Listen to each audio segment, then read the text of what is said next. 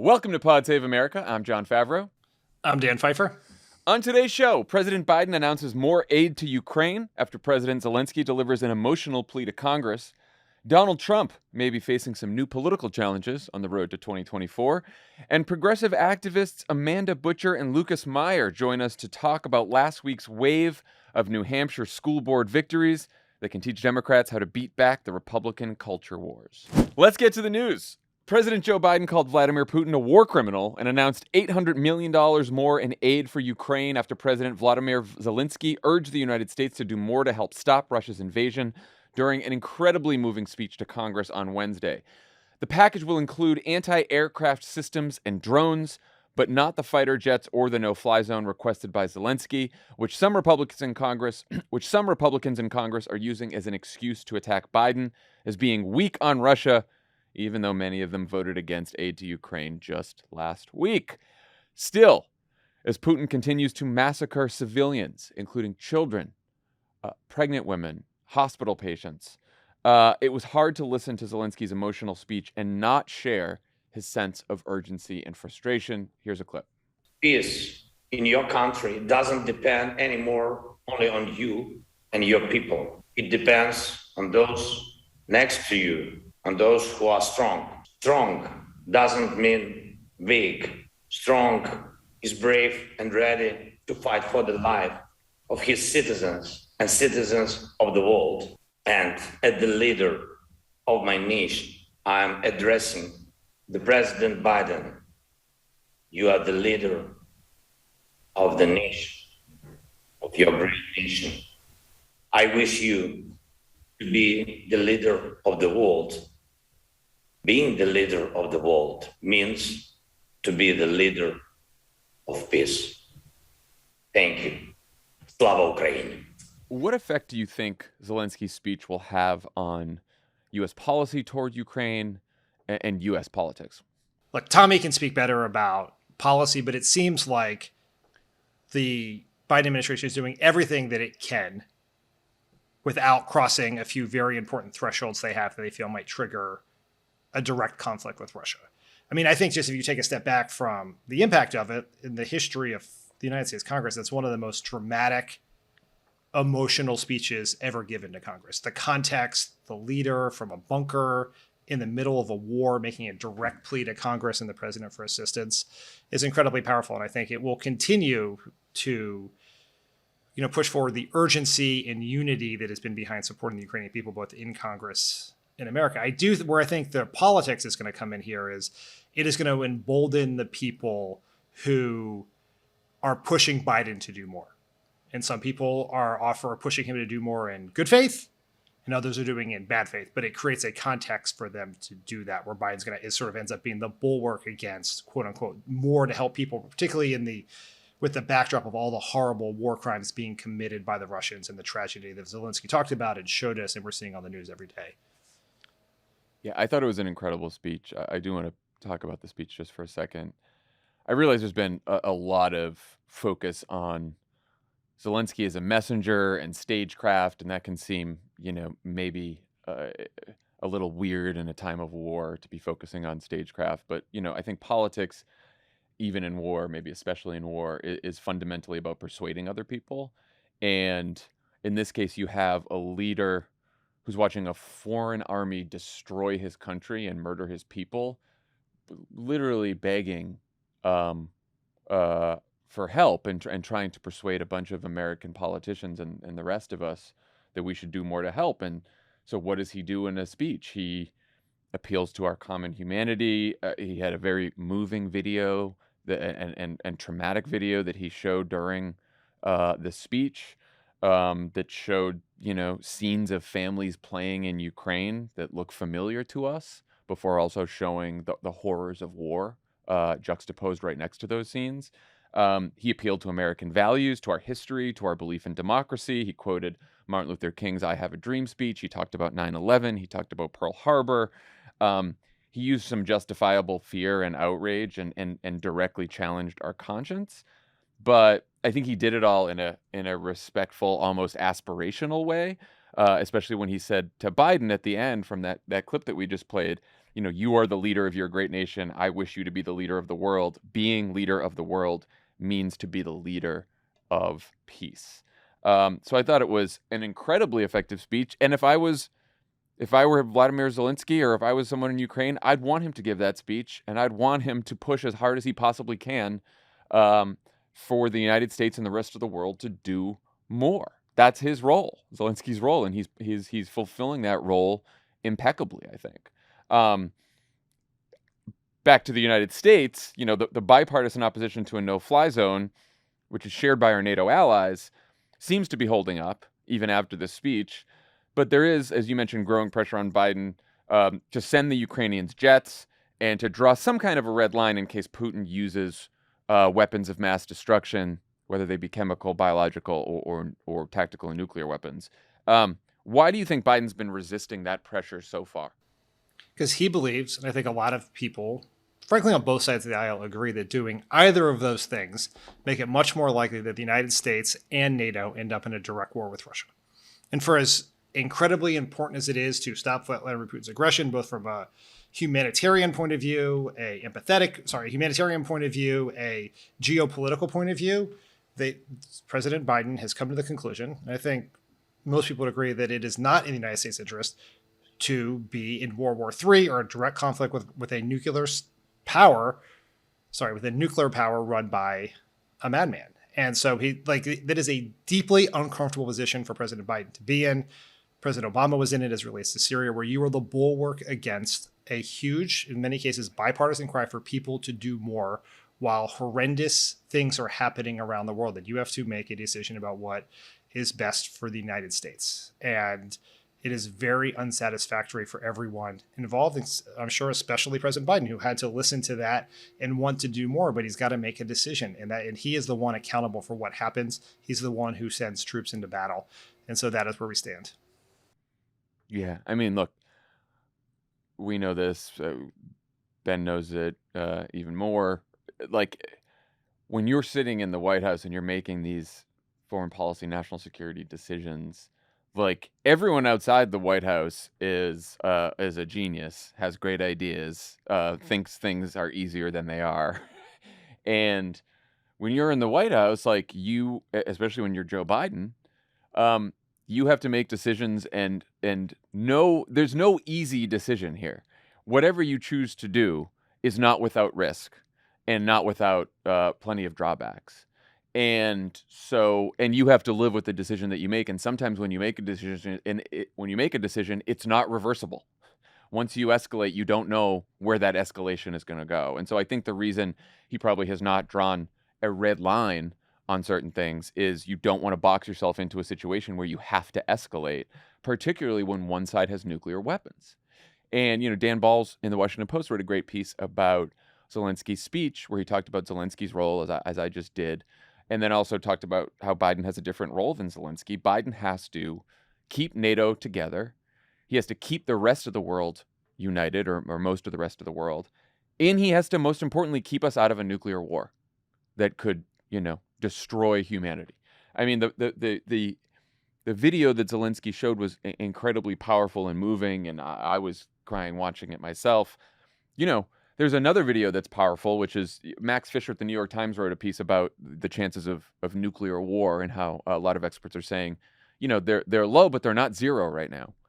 And he linked to a simulation that some experts at Princeton did. There's like a 4-minute video that shows what might happen if Russia launches even a nuclear warning strike, just to show that they could do it, just a small, and and you can see how it sets off the United States, NATO, and suddenly you have 90 million people dead all around the world because these things escalate beyond control. And so it's difficult because as heart-wrenching as the images are that we see on television right now, and as much as we want to do more to stop this war, in the front of our mind, we have to just remember the fact that Vladimir Putin is sitting on the world's largest supply of nuclear weapons, could be in some fucking bunker somewhere in Russia, and decide that, if we, whether it's the transfer of planes, whether it's whether it seems like NATO is going to invade, whatever it may seem like, he may put his finger on the trigger and start something that no one is going to be able to stop. And that's very scary, but that's, I think, what's going through Joe Biden's mind and the administration's mind. And no amount of sort of pressure from the media or Republicans or anyone else is going to change the fact that they have to make that calculation about the risks of nuclear war. And there are people, many people in Congress who are very thoughtful about these issues, who try to approach it from an incredibly responsible point of view. We hear a lot of them on Pod Save the World all the time. Elizabeth Warren, who was very thoughtful on this when I spoke to her about it last week on our podcast. But a lot of people in Congress just want to say what they want to say and not have to hold any accountability for decision making. They don't want to vote on it. There's a reason that we passed 2 authorizations for using military force 20 years ago and just let them run out, use them as an excuse for military conflict basically anywhere in the world, because no one wants to vote for it. They don't want to vote to repeal it. They don't want to. You could, if you think you should do more, you can bring a bill up and you can vote for it. And they don't want to do that. They want to be in a position of maximal opportunity to criticize Joe Biden if something goes wrong. That's right. Polls show that Americans are almost completely united in their support of Ukraine. Healthy majorities support sending foreign aid, which is relatively unusual for the American public. How long do you think that support lasts? I'm really fascinated by the unity here and the amount of engagement with the story. People are paying incredibly close attention, which is it's incredibly unusual. It runs against how Americans have approached foreign conflicts that we are not directly involved in, where American men and women are. It runs counter to recent history about how much the public pays attention to foreign policy, particularly when U.S. troops are not involved. And I've just sort of been very curious about what is driving that. Obviously, this is a very compelling story. There's a lot of history in our country about Russia and Russia aggression and how to think about it. And Putin is this person who has been sort of, I think, probably incorrectly and dangerously so inflated as some sort of master strategist on the world stage by a lot of Republicans in the U.S. media. But the unity, I do think that there is something here where, and maybe I'm being naive about this, but where the U.S. public is sort of yearning, after everything that we've been through the last few years, yearning for something to have common cause for, where we can all get together and be for this. So I think the unity is going to last for a while. What I worry about is the urgency. What happens when people stop paying attention, the news moves on, just today, when people hear this, there will be, the NCAA tournament starts, a huge cultural sports moment in America. Fewer people will watch cable news today than watched it yesterday. And that'll be true for the next few weeks. So what happens when the spotlight goes away? Because all the people who would normally be troublemakers on, stopping some of this aid and other things aren't doing it now because of the spotlight. But when the spotlight goes away, it's going to get much harder for Congress to act, to provide humanitarian and military assistance to Ukraine. And fewer Americans will feel compelled or be reminded to donate to humanitarian efforts and charities and other things that are helping Ukrainian refugees and the Ukrainian people. And so I worry about the urgency because of, as is the topic of your other podcast, your side gig, your side pod, is the short attention span in America. Well, speaking of that, I think one of the reasons everyone's so united is because this war is being fought on social media, because people are seeing images of what's happening in Ukraine on the ground, not just from cable news, but on TikTok, on their phones, on Twitter, on every kind of platform. They're watching this unfold. And it is in a world that is very complicated and divided and disagrees on a whole bunch of different issues, especially here in the United States. Vladimir Putin is a villain, and he is as close to pure evil as you can get right now. And the whole world can see it, that this man is murdering civilians. He's murdering children, and everyone's watching it happen. And for all that Vladimir Putin has done over the last decade to spread disinformation and to fight information wars and to try to get people to believe one thing or the other, everyone sees what he's doing right now. No one is confused. There's like Tucker Carlson and people like that. Very few people are confused, except the people buying into his propaganda at home, because he still has control of a lot of propaganda channels in Russia and of course in some other places around the world as well. But there is enormous unity because what is happening is pure evil and everyone's watching it. But you're right. Like, how long does that last?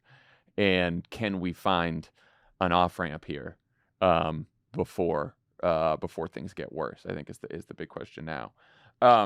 Some Republicans are, of course, using all of this as an opportunity to attack Biden. Mitch McConnell said the president needs to, quote, step up his game, and that, quote, we're not doing nearly enough. And Congressman Mike Rogers said that he hopes Zelensky's speech, quote, moves that senile devil we got in the White House. Just, what the fuck?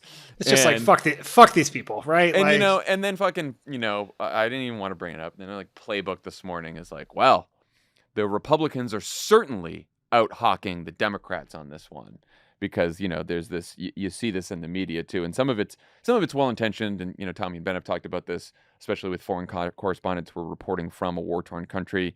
You see this carnage, you become emotional, and you have a good intention to want the United States to do more. I get that. And then there's sort of the DC blobbish folks, and some folks in the media who are just like treating escalation and the push for more war as you would any other political conflict between the parties, which just is sort of gross to me, but so be it. How should the White House and Democrats handle those attacks? I think the attack from McConnell was interesting. Now, obviously, if McConnell thought it was in his political interest to attack Biden for doing too much, he would do that, and he may do that tomorrow. Just turn around on a dime and do it, because he is the human embodiment of cynicism. Yeah. But I think the fact that McConnell is making the attack sort of gets to something that Celinda Lake, the pollster was on our podcast a few weeks ago, hinted at from her focus groups about this, was that, and it sort of dovetails with, I think, some of the rumors and scuttlebutt you and I have heard about internal Democratic focus groups and polling in recent weeks, is that although Biden's approval numbers are up a little bit, they're not all the way back to where they were. Democrats have some optimism because they're seeing movement in some of the underlying attributes about Biden's strength, his ability to manage a crisis, because he is, they see him astride on the world stage, managing our allies, bringing a united front.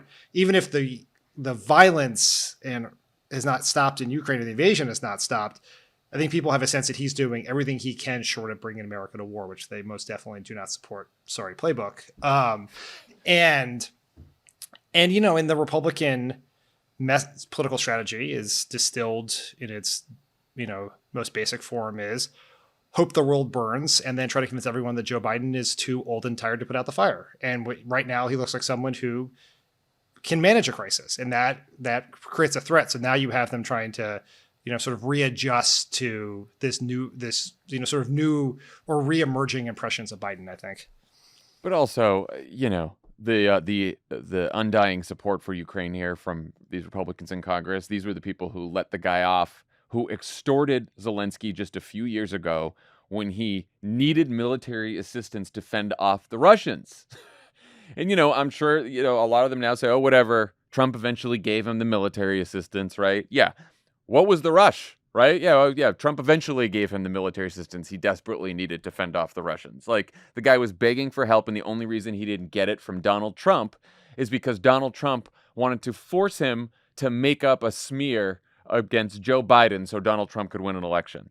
But now Biden isn't doing enough for Ukraine. Yeah, sure. Yeah, that's really believable, and all these Republicans don't think he's doing enough. And then just let Donald Trump get away with extorting this man who spoke to Congress when he needed our assistance to help fight Russia. That's the part. And don't forget, they smeared Ukraine to suggest that Ukraine was the ones who actually got involved in the 2016 election to defeat Donald Trump, and they were hiding a server. I mean, the amount of just absolute shameless cynicism is obviously not surprising, but it is quite apparent.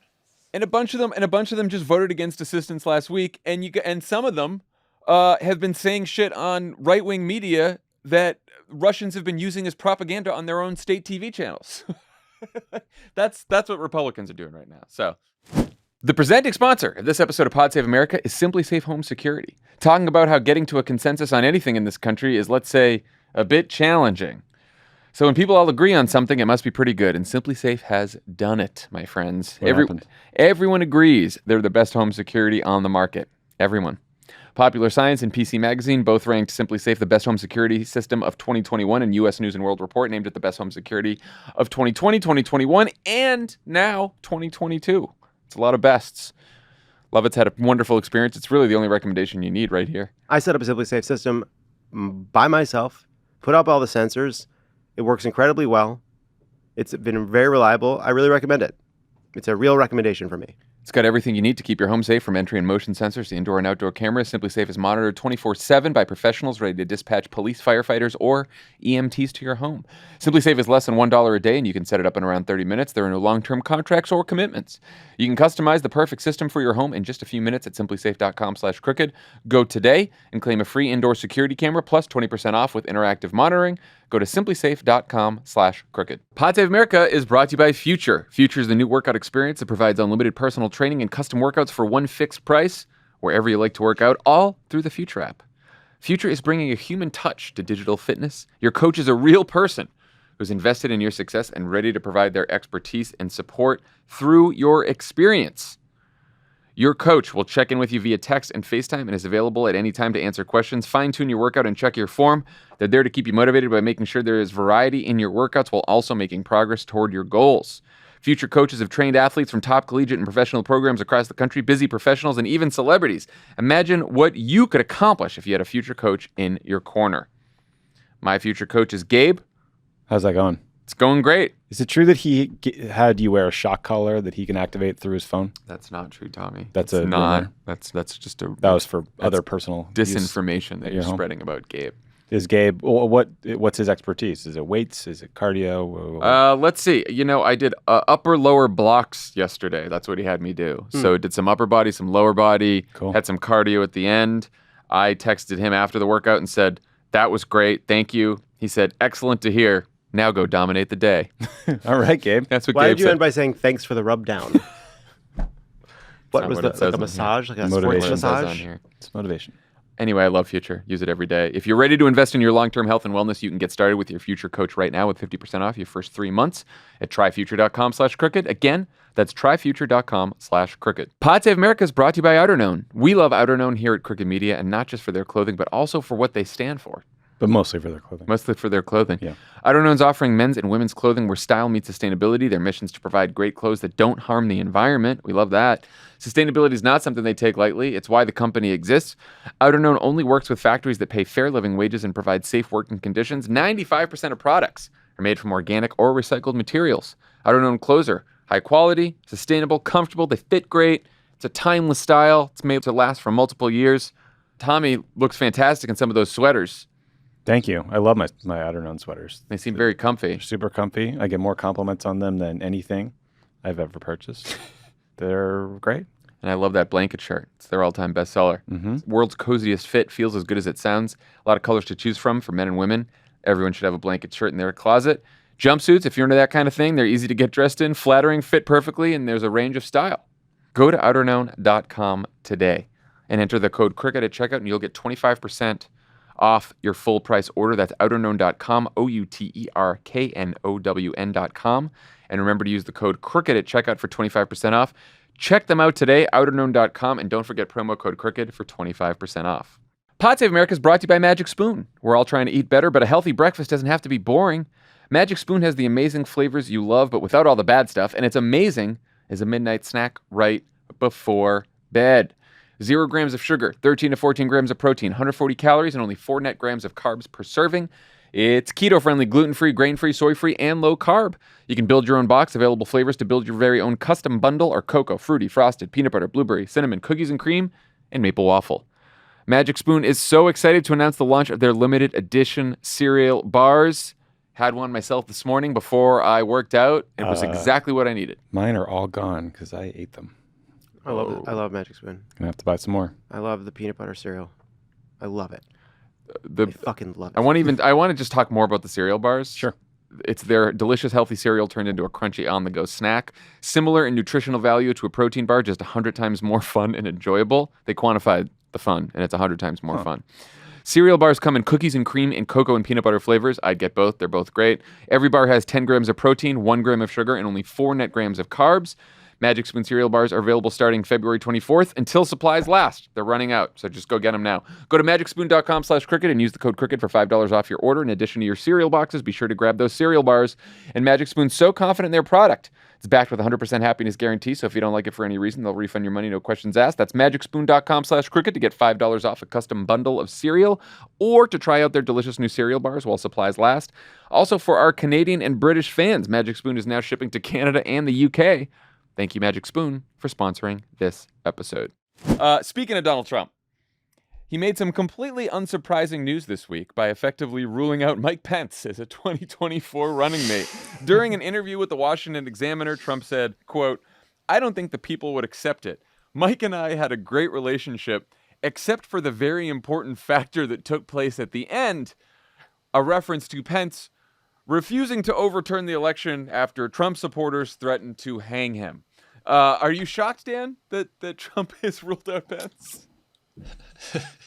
I mean, look, Trump seems like a guy who could look at the full balance of their 5 or so years together, look at the good and the bad, maybe overlook Pence's unwillingness to involve himself in a ham-handed criminal conspiracy to steal an election and try to rekindle the magic. So, yeah, I'm shocked. My question is, do you think Mike Pence would have accepted it if it had been offered? That's a great question. I don't think so. I think yes. I can't say. Yeah, I was going to say you can't say no for sure because I mean he would. Look, he's a man of integrity. He is a Ronald Reagan Hall of Presidents kind of guy, and he would demand a handshake agreement from Trump against further attempts at murder, and then he'd be back on the ticket. Please do whatever you can to prevent our supporters from trying to hang me again. That's the deal. That's the handshake deal. I just love that. Great relationship, except for the very important factor that took place. We're just sort of yada-yaing the whole hanging thing and the overturning of the election. Yeah, it's no big deal. So I think the real question raised by this interview is how much does it really matter who Trump might want as a potential running mate? Washington Post reporter Aaron Blake pointed out this week that in poll after poll, Republicans are leading Democrats in the generic midterm ballot by a lot more than Trump is leading Biden in a 2024 rematch. The former president's potential Republican rivals might be sensing weakness. Politico reports that in recent weeks, Pence, Tom Cotton, and Ron DeSantis have, quote, prodded at or even outright criticized Trump from the right on issues like crime, COVID, and Russia. Meanwhile, some of Trump's 2022 Senate endorsements aren't doing so hot. Trump just said he might unendorse Alabama's Mo Brooks. Georgia's Herschel Walker said this week that he doesn't believe in evolution or IVF. And here's a recent New York Times headline about Mike Gibbons, the frontrunner in Ohio who Trump met with at Mar-a-Lago this week. Quote, Republican in Ohio Senate primary spoke offensively about Asians. Wonderful. Lot to unpack here. Let's start with these polls that show generic Republican midterm candidates outrunning Trump. What do you make of that? Is it possible that Trump's not as popular as everyone, including Trump, thinks he is? Well, I think we should start with a couple of caveats to this, because no segment about Trump being doomed to fail has ever aged poorly. So we put this out here. I mean, the first is there is an out of sight, out of mind thing happening with Trump where, on the Democratic side, for like soft Democrats or independents, they are not constantly reminded why they hate Trump. And so that's probably helping Republicans in some generic polls. And on the Republican side, they are not being reminded why they liked Trump or loved Trump or were willing to go along with Trump. And so that's probably hurting Trump on some of these numbers in these early primary polls or other things. But there is a very interesting number in the Wall Street Journal poll, which is that 15% of U.S. voters say they don't like Biden or Trump. These voters prefer Biden by 12 points over Trump if they were to run against each other in 2024, but they are picking Republicans by 13 points in the generic ballot for this year. And we saw something very similar in 2018, where there were a bunch of voters who switched from Trump to Democrats in the 2018 midterms, but then 75% of them, according to some studies, went back and voted for Trump in 2020. So this is not a super unusual dynamic, but I do think that there is something here where Republicans are sort of seeing that Trump is absent. The MAGA movement, the Republican Party, is stronger than it was at any point in which Trump was in office or as the Republican leader. And so there was ability to sort of have have Trumpism without Trump, and that may be appealing to some number of voters. And again, I think maybe the most important thing here is these polls may be showing general election weakness for Trump, but they're not showing primary weakness in a Republican primary. And that's what matters most of all. I also think, by the way, these polls may be missing the Trump supporters who come out into presidential and don't answer pollsters' calls. We have not fixed that fucking problem yet. just sort of happened in 2020. Everyone's just, oh yeah, that happened, and now we're just sort of moving on like it never happened. But that's always in the back of my mind. So look, I do think that group of voters that you point out is a critical group of voters, right? In a world where a lot of people tend to think that everyone's made up their mind and that everyone's a partisan. You're either on our side or you're on their side, and there's no one in between. No. There's a critical group of voters, mostly independents, probably some Republicans, maybe even a few Democrats, who are going to vote for Republicans in this midterm, but then also say they want to vote for Joe Biden or a Democrat again in a presidential, and vice versa with Trump and Democratic candidates in 18, like you point out. And again, in 16, if you want to go even further back, that group of voters that didn't like Trump and didn't like Hillary Clinton ended up voting for Trump. Which is one reason he won that election. And then in 2020, it was reversed, and they didn't like both candidates, and they went for Biden. So there are swing voters out there, and they determine elections. What do you think about Pence, Cotton, and DeSantis starting to criticize Trump? Smart politics or what? I mean, Pence obviously has no choice. If he really wants to run for president, he's obviously has to be there has to be some sort of anti-Trump lane, and I think he thinks he could probably, but incorrectly, fill that role, right? He's not Mitt Romney. He's not a, sort of an apostate or a rhino in the view of some. He was Donald Trump's vice president, and he doesn't like Donald Trump anymore, or doesn't agree with Donald Trump, or doesn't want to join in his crimes, or whatever that is. And so he has that choice. The other ones are trying to navigate sort of an interesting, very narrow path of, I think they do recognize that if they want to be president, they're going to have to beat Trump. So they're going to have to be different than Trump. So they're going to have to criticize him, but they're going to have to do it in a delicate enough way where they can be the heir to Trump's movement, where they could be like a smarter, less chaotic, less criminal, less annoying version of Trump, right? Where it's like this sort of I was saying before, you can get Trumpism without all the baggage or the chaos, and that's what they're Trump trying without to the get. chaos. That's the. I just, here's the thing. Even so, Tom Cotton, right? Just as an example, he gives this speech and he calls sentencing reform the worst mistake of Trump's presidency. He says criminals released from prison under the First Step Act have committed many more heinous crimes. Basically tries to Willie Horton Donald Trump here. In this speech, tries to go at him from the right on criminal justice reform. In the same speech, he also praised Trump and compared him to Reagan. Yeah. So like you mentioned this, but talk about carving a narrow lane here. I just think, just call him a fucking loser. Take the swing. You don't win a Republican primary against Donald Trump with subtle swipes and policy criticism. That is not how this game is played, people. It is not how this game is played.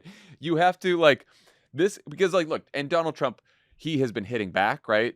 DeSantis said something about blaming Trump for listening to Fauci and lockdowns and all that bullshit. And, Trump came back and hit him. And then when Pence said there's no room in the party for Putin apologists, Trump gives a speech the next day and says, someone called me a Putin apologist. And Trump hasn't even begun to really train his fire on these people because he's waiting to see who actually becomes popular so then he can really attack them.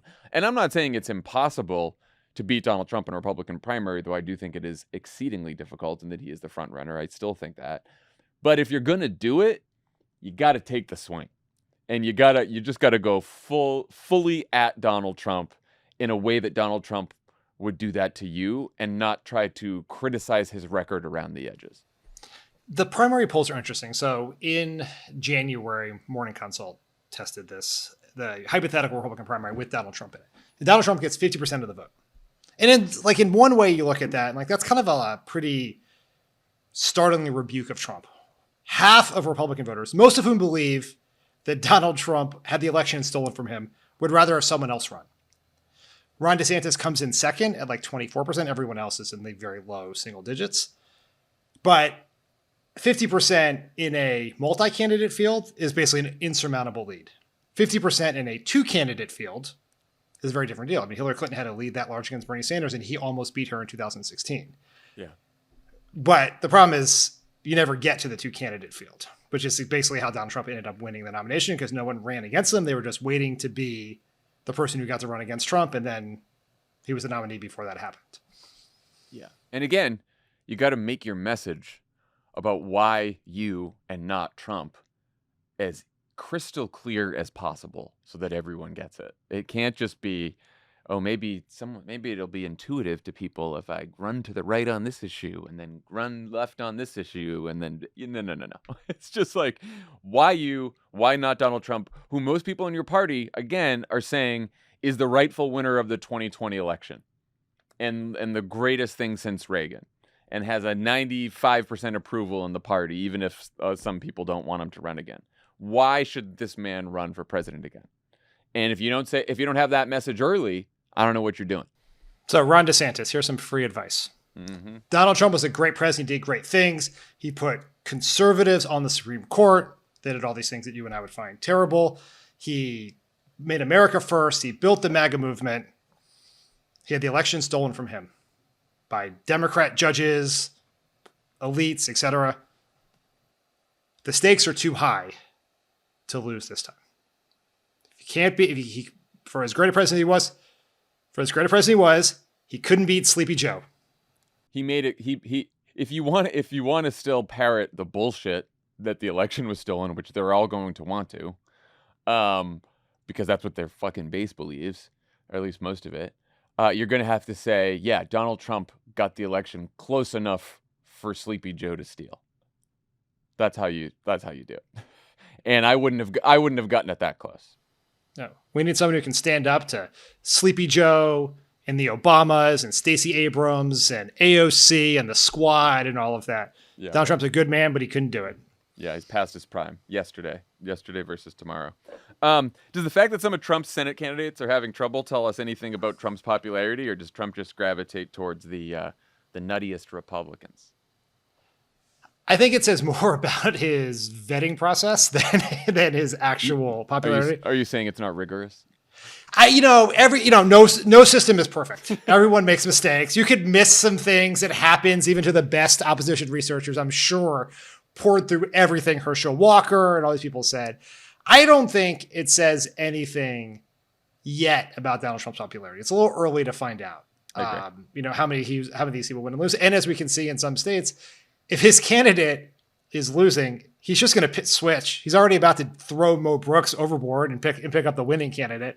I do think, though, that it will, if it turns out that Democrats keep the Senate, despite all the political win Republicans back because of Trump-backed candidates lost in Arizona, in Pennsylvania, and North Carolina, and Georgia, then I think that will be a blow to Trump. That would sort of buttress the Trump's a loser mantra, right? Or sorry, that would buttress the Trump is a loser narrative, and that I think that would be bad for him. Does it mean he can't win the nominee? No, but it would be a stumbling block, I think. And he does gravitate to the biggest goobers. That's just who he is. The Mo Brooks thing was so funny because he's like, Mo Brooks is losing in the Alabama Senate primary, and Trump gives an interview this week, the Washington Examiner, where he's like, I think Mo Brooks has changed. Mo Brooks has changed, which is also what he's now saying about Putin, his old pal Putin, after he called him a genius for invading Ukraine. Now no one likes Putin, so he's like, Putin changed. Notice that it's never Donald Trump that was wrong. If Donald Trump was wrong about you, you've changed. Yeah, it's very clever. Like, Mo Brooks is the same fucking idiot he was when he started running for Senate in Alabama. He's just losing now. So Donald Trump's like, oh, it wasn't my judgment. It was Mo Brooks who changed. It wasn't my judgment. It wasn't me loving Vladimir Putin. When I loved Vladimir Putin, he was a great guy. Something got into him. That's why he's invading Ukraine now. Yeah. It's a great way to go through life that way. Unbelievable. All right. When we come back, I will talk to two local activists in New Hampshire about the wave of progressive school board victories that happened in that state last week. Hey, Pod Save America listeners. We got an incredible app everyone who buys gas needs to know about right now. What's it called? It's called Get Upside, Tommy. Gas is getting expensive. This is a timely advertisement. Tell me more. Very timely. Our listeners are earning cash back for every gallon of gas every time they fill up. Just download the free Get Upside app in the App Store or Google Play right now. You can use Get promo... your gas prices so low, it's almost like Trump is president. Use promo code CROOKED for 25 cents per gallon or more on your first fill up. Cash back. I mean, I think you could use that right about now. Don't pay full price at the pump anymore. Get cash back using Get Upside. Just download the app for free and use promo code CROOKED for 25 cents per gallon or more on your first tank. And it's not just for gas. You can earn up to 30% cash back at grocery stores, restaurants, and food delivery too. You can cash out anytime to your bank account, PayPal, or an e-gift card for Amazon and other brands. Just download the free Get Upside app and use promo code CROOKED to get 25 cents per gallon or more cash back on your first tank. Just use our code CROOKED now. That's code CROOKED. If you hate Putin, download Get Upside. Pod Save America is brought to you by Keeps. 2 out of 3 men will experience some form of hair loss by the time they're 35. Keeps can help. Keeps offers convenient virtual doctor consultations and medications delivered straight to your door every 3 months. You don't have to leave your home. 24/7 care and support. Keeps has a network of expert medical advisors, prescribers, and care specialists to support you in making your hair goals a reality. It's also low-cost. Treatment started just $10 per month, and Keeps offers generic versions of the 2 FDA-approved medications to prevent hair loss. Treatment plans are affordable, typically half the cost of pharmacy prices. Keeps has everything your hair needs delivered straight to your door with discreet packaging and proven results. Remember, prevention is key. Treatments can take 4 to 6 months to see results, so act fast. When it comes to your hair, save more, spend less. If you're ready to take action and prevent hair loss, go to keeps.com/crooked to receive your first month of treatment for free. That's keeps.com/crooked to get your first month free. keeps.com/crooked. Pod Save America is brought to you by the Financial Times. The FT helps you become more well-informed on the issues that matter. Not just business and finance, but also technology, politics, climate change, and more. The FT goes beyond just headlines to provide forward-looking insights into how global leaders, businesses, and thinkers can learn from the past and create a better future in a post-pandemic world. I see an article here recently about What's it about? betting on democracy, Biden's big idea for U.S. foreign policy. Seems pretty relevant right now. Now that we're fighting a global struggle for democracy. Are we literally gambling? Can you do like a future on democracy? You can bet it. Yeah. I wonder what the odds are. I'm going to put... Can you do it on margin? Financial Times is a treasure. You should be subscribing. Visit ft.com/podsave to read carefully selected free articles and save 50% on an annual digital subscription. 50%. It's great. It's a great deal on a great paper. While right-wing activists are targeting local school board races across the country with extreme agendas and lots of outside money, New Hampshire has some good news. Last week in local elections that were dominated by debates over issues like COVID and critical race theory, 29 out of 30 pro-public education candidates won their races, some in pretty red areas of the state. Here to talk to us about how they did it is 603 Forward's Lucas Meyer and newly elected Londonderry District School Board member Amanda Butcher. Thank you both for joining us. Thanks, John. Great to be here. For having us. Amanda, congratulations. What were you seeing and hearing in Londonderry that made you decide to finally run for school board?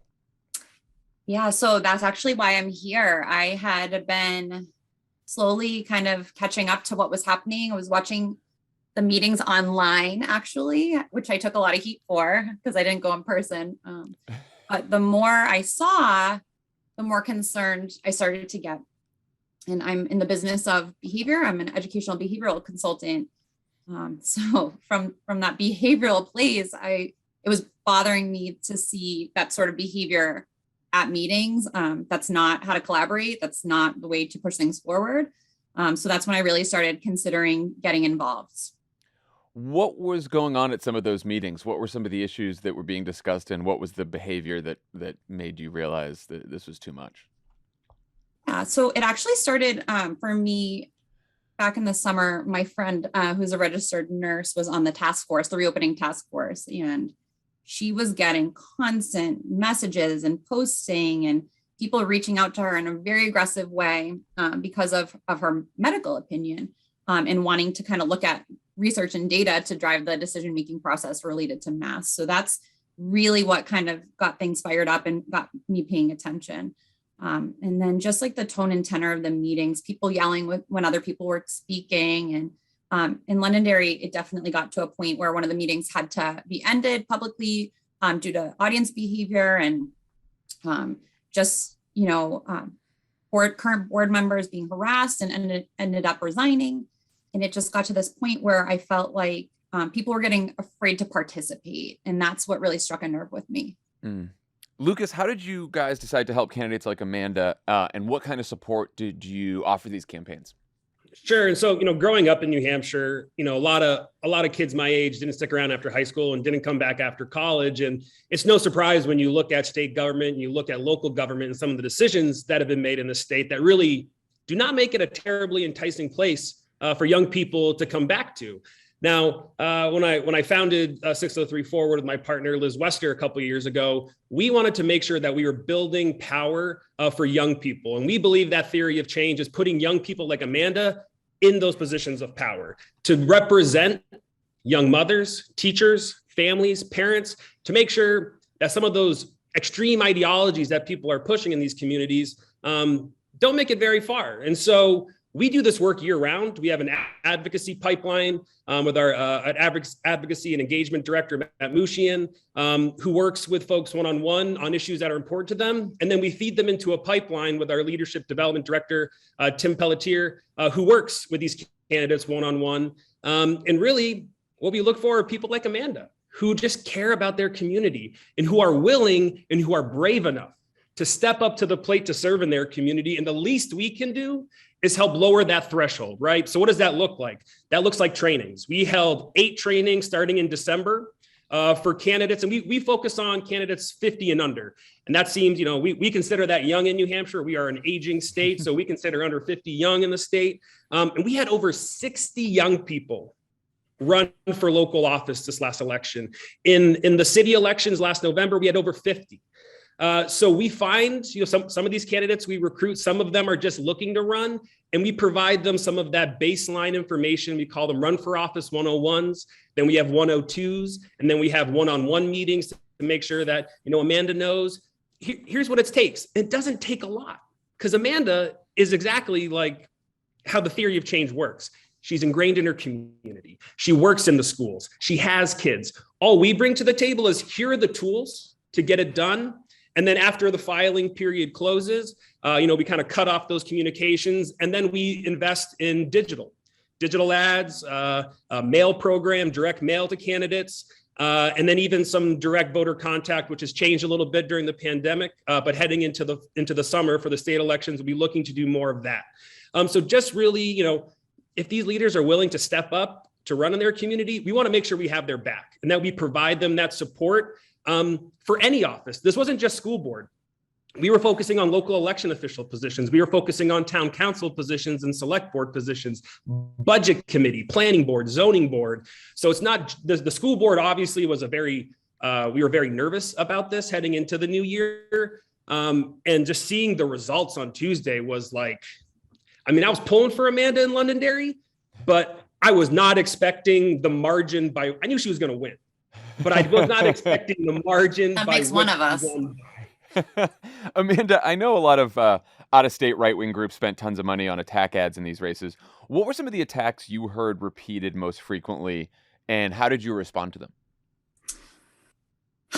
My experience was more just kind of constant hammering and words in my mouth.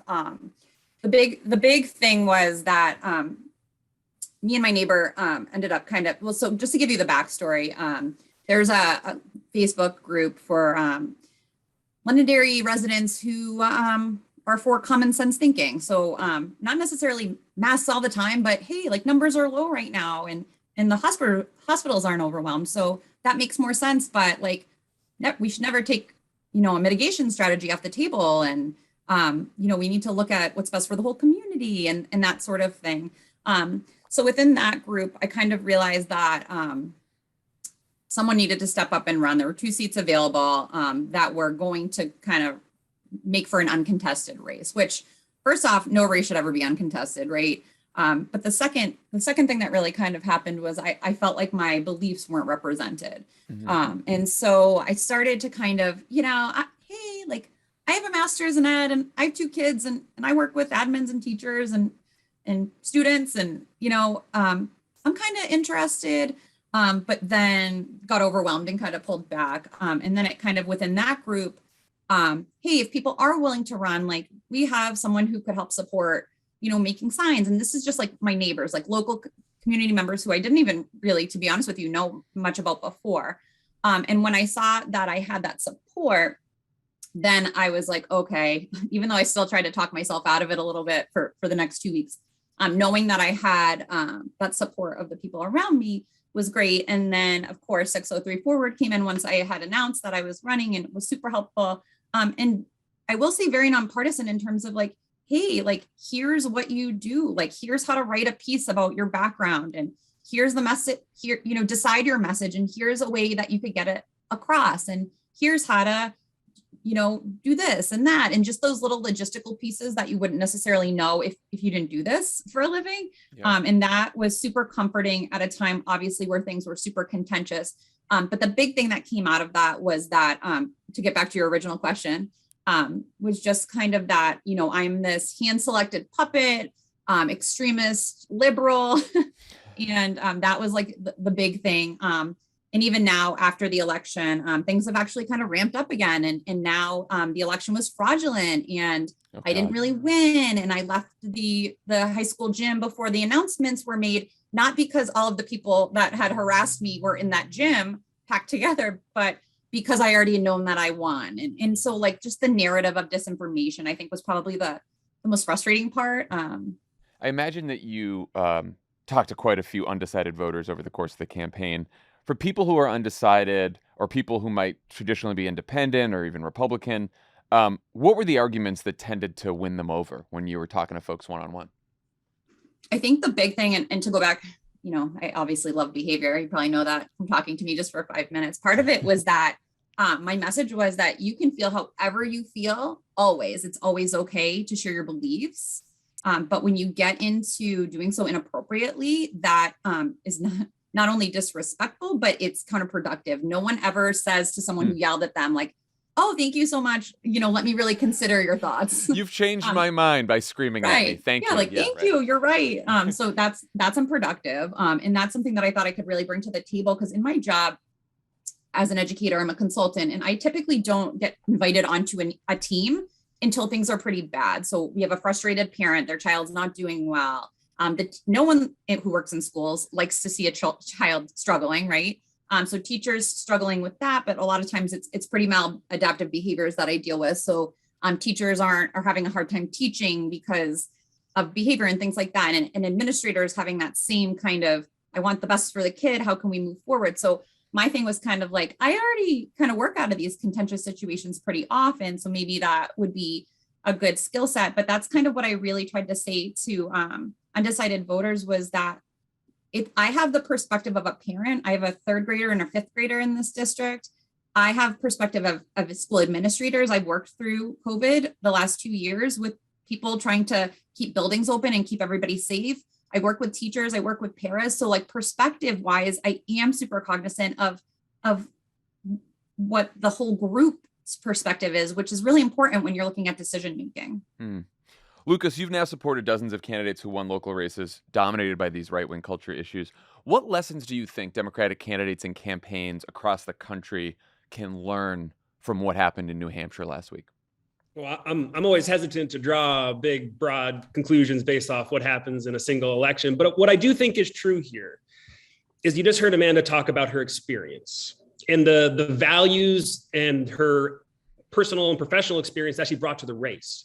So I think as we, in 603 Forward, we're looking at every election, right? We're doing this New Hampshire, Jon, right? It's like every other week there's an election in the state. Yeah. So we are always looking to find leaders like Amanda, like the other 60 plus young people we had on the ballot, and give them the tools they need at the local level to build that pipeline of leadership and to demonstrate to voters in these communities.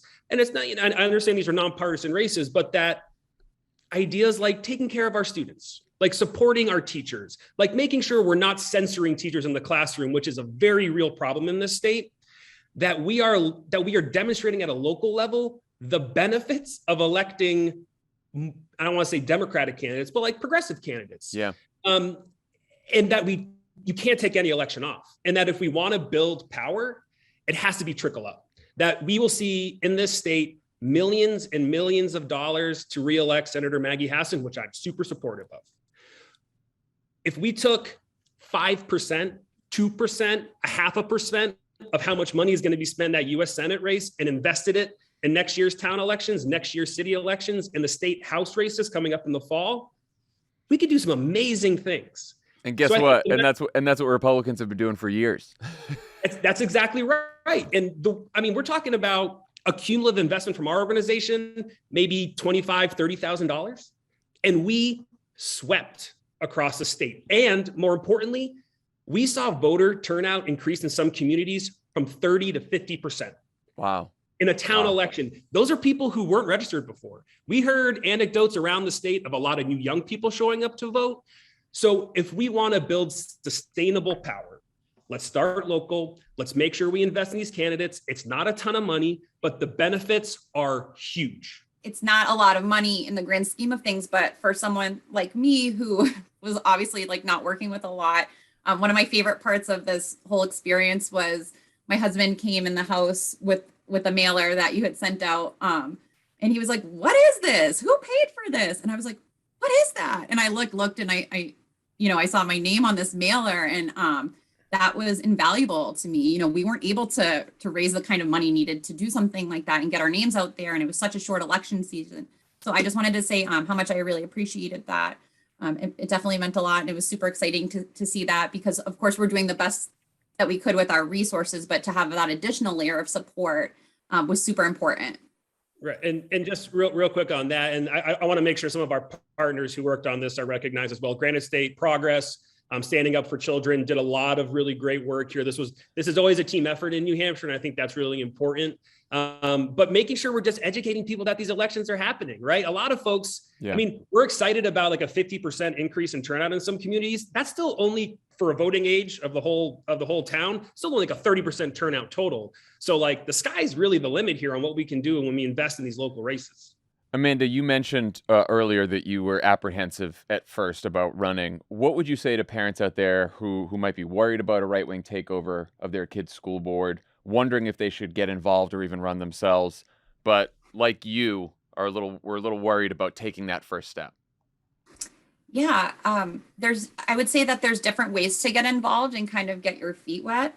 And that I was told many times, like, you're too late. You should have been here this whole time. And what are you doing here? And it's never too late, to say how you feel. And even it's something like as small as showing up to a meeting and supporting just by your physical presence, supporting people in that way makes a huge difference and is very valuable in terms of showing your support for your community.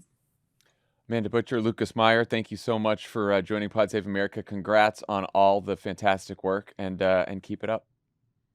Thank you so much for having us. Thank you, John. Take care, guys. Thank you. Thanks to Lucas Meyer and Amanda Butcher for joining the pod today. And everyone have a great weekend. We will talk to you next week, and go pre-order Dan's book. Thank you for forcing me not to do that on the end. Bye, everyone. We have some exciting announcements about our upcoming tour.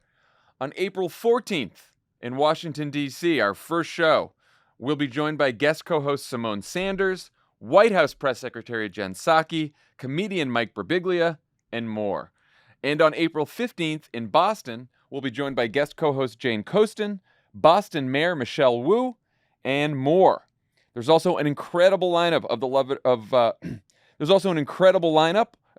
or Leave It Live or Else tour.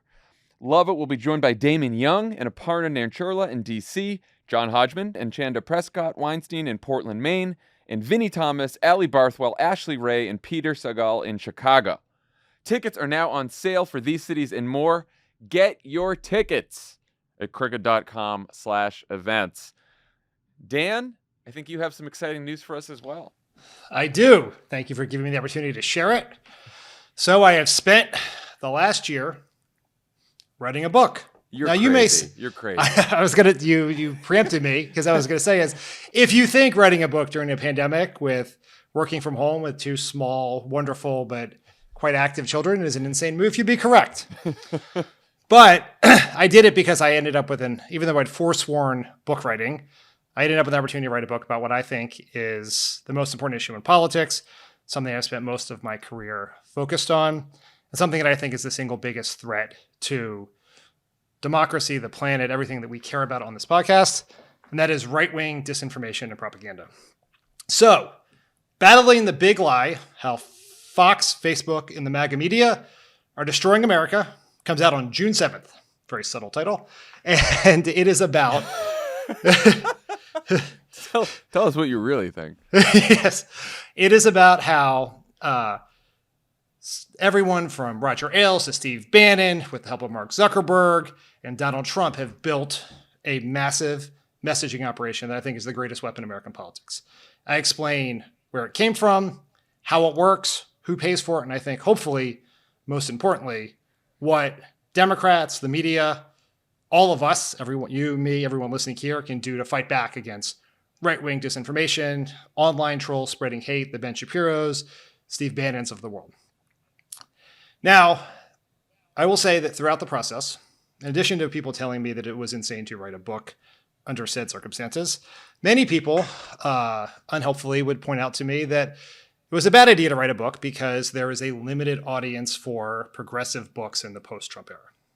I don't know why people thought that was constructive to a man trying to turn around Well, guess what? thousands of words a week. Guess what? We have the power to change that here. That's exactly what I was going to say. And like, there is real evidence that that has actually been true. You know, if you look at the New York Times bestseller list, all through 2021, it's like dominated by Ben Shapiro and Tucker Carlson and Mark Levin. And in just today, the New York Times bestseller list was announced that Bill Barr is number one on the list. Just in who he kicked off, Peter Schweizer, who wrote Clinton Cash with Steve Bannon's help in 2016.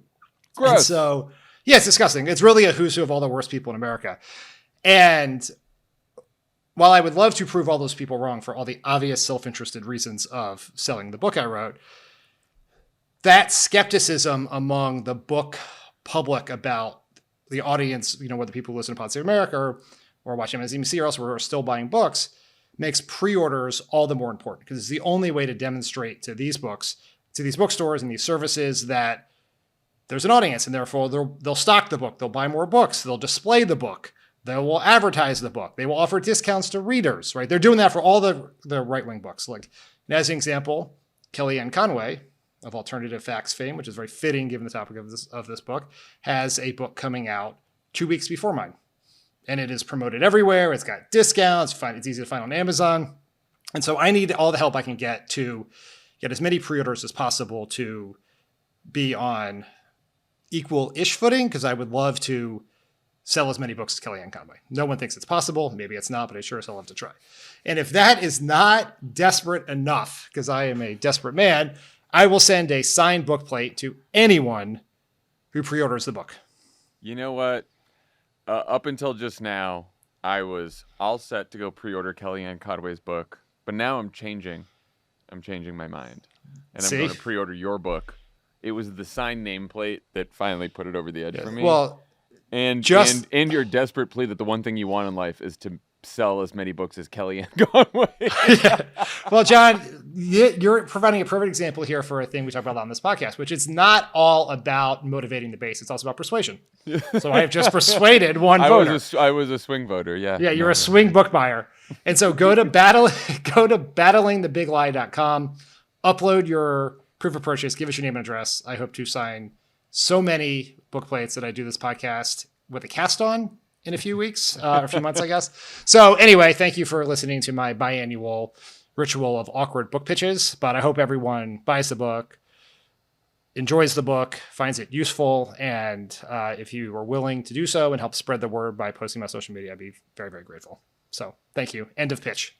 Go pre-order Dan's book. What's the website again? Well, if you want to upload, you can get it at Amazon or Barnes & Noble, or even better, Bookshop and IndieBound for local independent bookstores. But if you want to upload your proof of purchase, it's battlingthebiglie.com. There are also links to buy everything. Battlingthebiglie.com.